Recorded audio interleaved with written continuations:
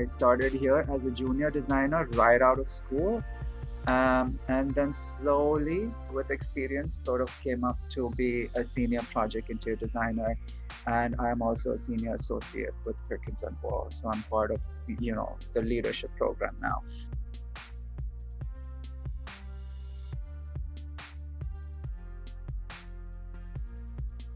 There are going to be challenges, but we will figure it out. That's the whole lab model, right? Like Sure. we learn from our decisions and then we try to refine them and make it work. Even when we were planning this, there were questions about, hey, like I have books that I want for inspiration. I have materials that, excite me and I might want to use that on a future project. Where do I put that stuff? And these questions came from me too, because that's how I work. Mhm. I'm a tactile person. And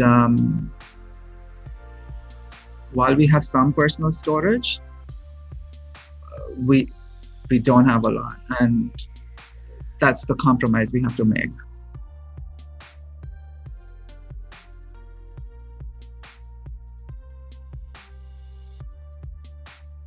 I ended up not pursuing fashion.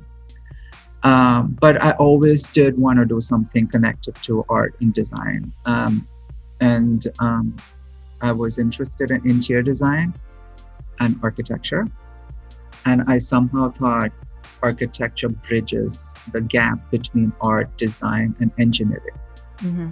My dad is an engineer, and I am so, so happy that I chose this over any of those professions.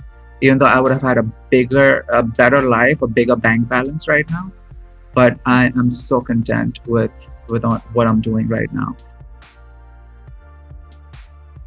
When I came here, I studied interior design because I wanted to come closer to my original passion. And so I was like, you know what? Interior design is to do with textiles and finishes, and it's tactile. It's closer to fashion for me. And so I did that. And now I work as an interior architect. And I do fashion on my own for myself. So I design clothes. I have a very talented tailor back in India who constructs them for me. And it gives me immense joy. I'm a firm believer that if I can wear a certain textile, I can specify that on my job. There was a bit of nervousness just being able to assimilate into a brand new culture. Mm-hmm. How I would be perceived as a student in school. Would my accent be okay? Would people be able to understand me when I'm giving a presentation and, there are my professors sitting down there judging me? Like, I had all of these thoughts in my head. It took me a while to assimilate. I think that moment of self-acceptance really came when I was given more responsibility and when I was put in front of clients. And, the first few presentations were a struggle, but then when I saw that clients are actually latching on and hearing what I have to say and appreciating what I bring to the table, that really built my confidence. The amount of control we have as workplace designers to also change the experience of a person. I mean, how many hours do we work in an office? A lot more than we're probably even at home sometimes, right? And the fact that we can mold those human experiences and also design around health and well-being it taught me a lot.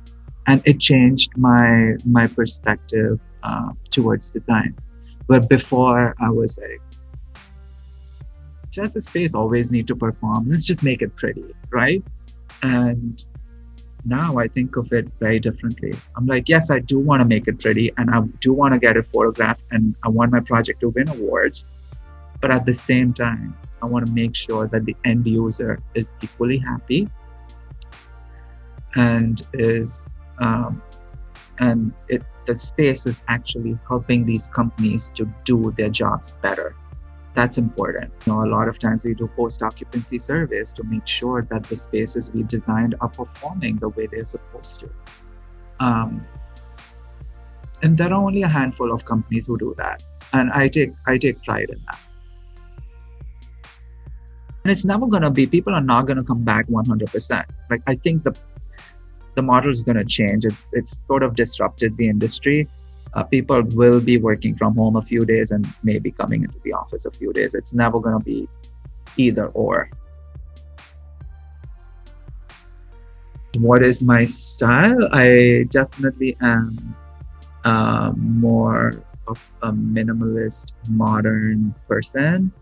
Um, However, my recent project experiences have forced me to think otherwise. It has exposed me to this whole other level of things that now I'm trying to source out some of those. And I want my apartment to reflect that because it has changed my aesthetic. Design to me is, there are no boundaries. I would love to design products. I would love to design spaces. I would love to design garments. I think it's just like sort of a holistic way of looking at design. It doesn't have to be just offices, just spaces, just yeah.